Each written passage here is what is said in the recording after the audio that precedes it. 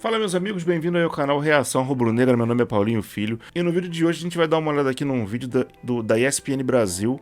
Um amigo meu mandou aqui pra mim, eu pedi pra ele me mandar algumas coisas de Flamengo, ele mandou essa. Que o título do vídeo já diz uma tremenda idiotice aqui. Sormani, 2 pontos. O histórico de favorecimento ao Fla em cima do Galo é impressionante. Esse senhor não perde a oportunidade de falar bobagem.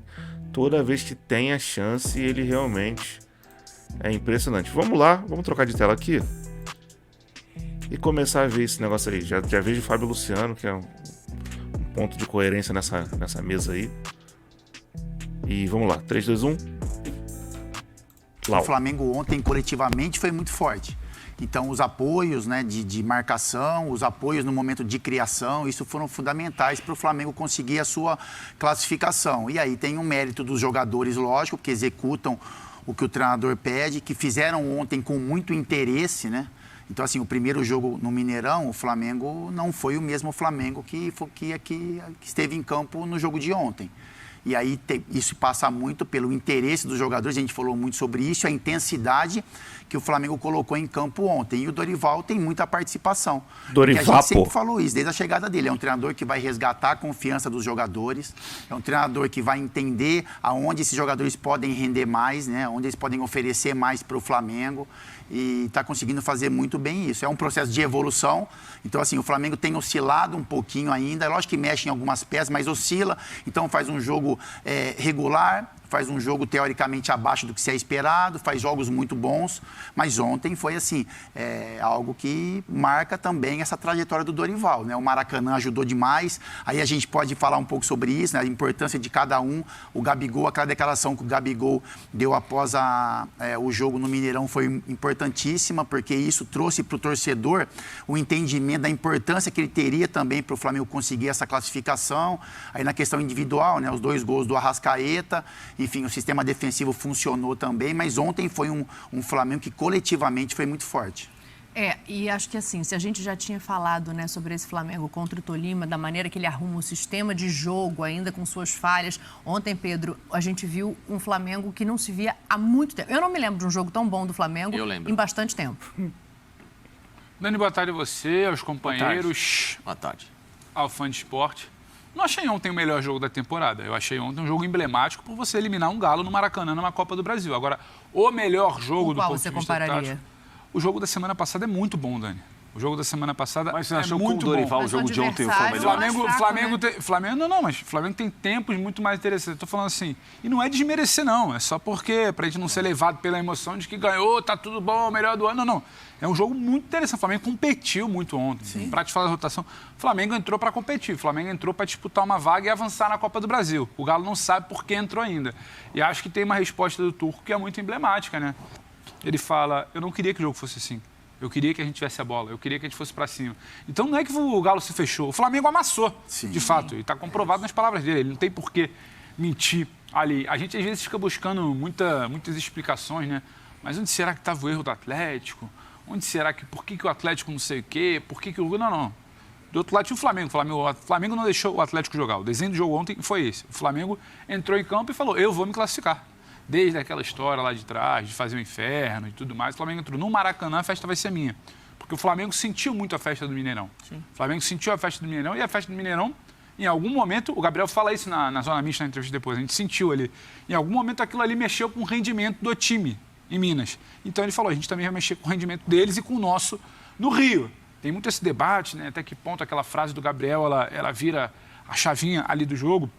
Eu acho que ela muda o sentimento de como o elenco encarou o jogo. Acho que o Capita pode falar isso melhor pra gente. Tem jogos e jogos. Sim. E você passa semanas pensando naquela... E você dá aquele troco que você sofreu em BH. E o Atlético passou muito recibo desde então. E vai pra STJD e responde, fala que isso... Fala... Então, esse negócio de nota oficial toda hora é pequenar o clube. Pô, um time gigante aí como o Atlético Mineiro, um grande elenco, não precisa disso. Você só levou o Atlético não tirou a fala do Gabriel de pauta. O Atlético não deixou que aquilo ali se virasse apenas mais uma entrevista de saída de campo. Pelo contrário, né? Você deixou aquilo ali muito vivo, muito vivo. Ainda mais. E o Flamengo tirou proveito disso, porque o Flamengo talvez tenha uma característica dentro de casa, com 60 e tantas mil pessoas, de se impor. Brilhante, Eu não sei se foi a melhor, porque eu acho que tem muitos momentos muito interessantes também do Flamengo na temporada. Agora, para mim, é a mais emblemática, estava até comentando isso ontem, é a mais emblemática porque há pouco mais de um mês atrás, quando manda o Paulo Souza embora e chega o Dorival, o discurso era pronto, o ano acabou. Daqui a um mês o ano acabou. Uma draga. Rasgaram a ideia, que não sei o que o Dorival vai fazer, os jogadores não querem nada, os jogadores têm que ir embora, é fim de ciclo. E em um mês, o que acontece?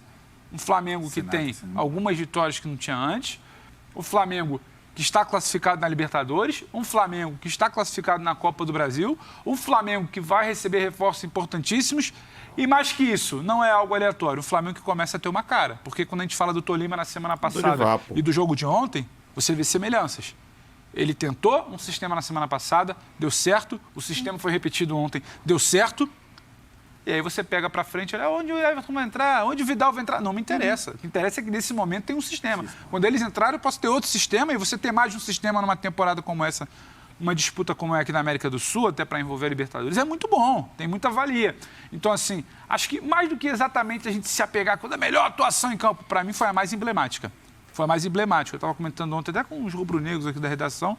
Eu acho que que não soube clichê, mas a chave do Flamengo, ela começa a virar, Dani. A roda girou? Ela começa a virar porque, eu vou passar, a defesa começa a responder, do meio para frente você tem uma nova cara, você tem um meio que sustenta uma Arrascaeta com Gabriel e Pedro, você tem um entendimento com a torcida, a gente sabe como é que isso é importante. Há um mês atrás era xingamento para todo mundo, para tudo que é lá do jogo inteiro.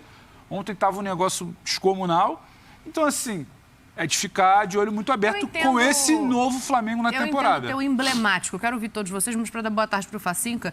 Porque para mim ontem foi o jogo que uniu coisas soltas que eu já tinha visto em outras partidas. Uma vontade que eu já tinha visto contra o Palmeiras, uma organização que em determinado momento a gente começou a ver. Eu não acho errado você dizer que é melhor não, tá? Só para deixar claro. Uma compactação, uma ajuda aos volantes ali que me chamou muito a atenção dos jogadores de frente. Então, no meu entendimento, foi o melhor jogo do Flamengo, não sei nem se da temporada. Acho que em mais tempo até do que isso. Quero te ouvir e quero saber de todo mundo aqui. Tudo bem, Dani? Boa tarde para você, para o Capita, Rafa, ao nosso senhor Pedro Ivo Almeida, com este terno à la glasgoniano, né? Ou seja, um terno escocês ali. O senhor gosta da cultura escocesa, eu tive que ter uma pequena aula para saber como vestir o terno. Exatamente. Não, o senhor merece sempre o melhor. É um abração também ao fã de esporte. Dani, te respondo com muita tranquilidade isso que você perguntou em relação a qual foi a última vez que o Flamengo jogou nessa intensidade. Semifinal da Libertadores 2019, 5-0 com o Grêmio no Maracanã. Poxa. Foi a última vez que o Grêmio, que o Flamengo, fez um jogo tão sólido em 90 minutos, em que ele não deixou o adversário respirar um segundo sequer. O Atlético tem problemas graves? Tem. Tem muita desorganização nessa equipe do Turco que eu vejo. Um Atlético que tem se perdido pelo caminho, mas desta vez, e já tirando o que aconteceu contra o Tolima, que foi uma sementinha, diante do adversário que, claro, também não ofertou nenhum tipo de resistência, o Flamengo pega aquele desempenho contra o Tolima e ele aplica contra o Atlético Mineiro. Esse foi o resultado. Então, esse é o Flamengo que interessa ao torcedor. Esse é o Flamengo que talvez muita gente gostaria de ver novamente jogando e que é o Flamengo que liga muito alerta para adversário que for enfrentá-lo daqui para frente, né? Porque é um time com muita capacidade individual de decisão, que se isso se transformar num coletivo, claro, se torna um time fortíssimo para se jogar contra, mediante também uma torcida que dispensa a apresentação quando ela também está empenhada, né? E sentindo essa vibe do clube, e com um técnico que não quer aparecer mais do que aquilo que é o necessário, que é trabalhar ao longo da semana e executar as tarefas com simplicidade em campo. Então, ontem foi o retrato de um Flamengo que dá certo, né? De um Flamengo que tem um norte, de um Flamengo que talvez possa enxergar com muitas possibilidades um segundo semestre bastante feliz, e reitero, com esse desempenho de organização, de coletivo, com o individual em muitos momentos aparecendo, não deixando o adversário respirar em 90% do jogo, pelo menos eu vi isso em 90% do jogo, um Flamengo mordendo, dobrando marcação. Isso não acontecia desde a semifinal da Libertadores, Flamengo, Grêmio, 5-0 2019. Eu acho que o Alan desistiu da jogada e que o Pedro saiu da falta. Olha lá. Tá segurando a barriga, ele sai. Não, então, tem um fenômeno ali, né? O tapa bate no cocoroco aqui da cabeça e a mão vai na vista. Como é que é isso? Só daí já é uma simulação, né? Pelo amor de Deus. Não, o Facica quer falar que pra ele foi falta. Mas eu acho que há um braço. Há um giro em cima do jogador do Atlético Mineiro. E se a gente for contar, é o mesmo critério do pênalti dado em favor do Corinthians contra o Boca semana passada, aliás, na semana retrasada na Arena Corinthians, o pênalti do Rojo, né? Que ele usa o braço, para muita gente como proteção, ou para alguns com a intenção de você bloquear um espaço, e esse giro foi marcado pênalti. Então a gente precisa entrar num consenso. Se esse giro, esse tapa dado na cara... Mas você achou que os dois foram iguais? Eu achei muito parecido. Eu não achei muito iguais, parecido, não. são lances parecidos. O Sormani disse que não vinha, mas disse que queria falar. Então fala, Sormani, vai. Oi, companheiros. Olá, fã do esporte. Ele não aguenta. É o seguinte, que o Flamengo jogou melhor que o Atlético, ninguém duvida disso. Todo mundo viu. Que o Flamengo foi superior, jogou pra cima, foi intenso o tempo todo, inquestionável. Que o Atlético foi covarde com os jogadores que tem e ter ficado atrás do jeito que ficou, também ninguém discute. Agora, o primeiro gol do Flamengo nasce de um lance faltoso do Pedro em cima do Alan, uma vergonha. Dá uma olhada no lance aí, gente. Olha lá, tá vendo? Olha o tapa, tá vendo? Esse lance é falta, todo mundo marca. Ontem não foi marcado, deveria ter sido marcado. O histórico de favorecimento do Flamengo em relação ao Atlético é uma coisa impressionante. Foi assim na final do Campeonato Brasileiro de 1980, foi assim na Libertadores de 81 e foi ontem também. Não há... Esse cara fala uma idiotice dessa, fica inflamando esse discurso idiota de uma parte da imprensa e de torcedores de outros clubes ficar falando isso daí. Não tem explicação, pô. Um sujeito que está no meio do futebol há tantos anos ficar alimentando uma discussão imbecil dessa daí. Pelo amor de Deus. Nossa Senhora.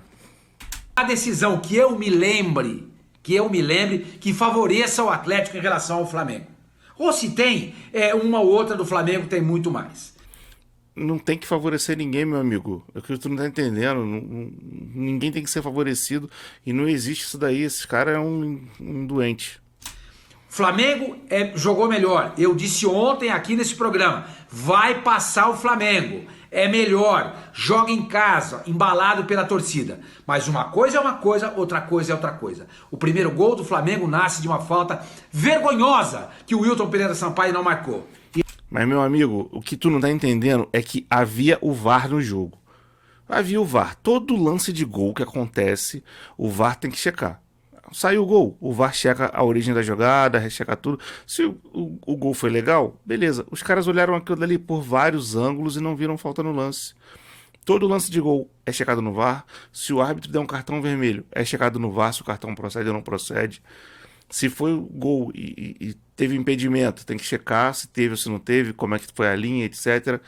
É um senhor de idade falando uma besteira dessa, não se ligando, não percebendo. Ele tá falando isso, que ele é já muito mais antigo, então o futebol existe com VAR há muito menos tempo do que ele acompanha. Então ele viu muito mais futebol sem VAR do que futebol com VAR. Eu também vi muito mais futebol sem VAR do que futebol com VAR. Mas talvez por a gente ser mais jovem, a gente se adapta melhor às mudanças que acontecem na vida. E essa do VAR é o principal argumento, meu amigo. Teve o gol, foi checado, antes de sair a bola, o juiz esperou o VAR assinalar que foi gol. Teve aquela parada dos caras falando que foi falta, o árbitro ficou no meio do campo ainda esperando um pouco. Quando o VAR sinalizou, a gente revisou, foi gol. Pronto, saiu a bola. Tá falando bobagem, mas ele faz isso de sacanagem, ele faz isso para poder ganhar engajamento em rede social, para o nome dele subir no Trend Topics, porque vira e mexe esse cara faz essas paradas.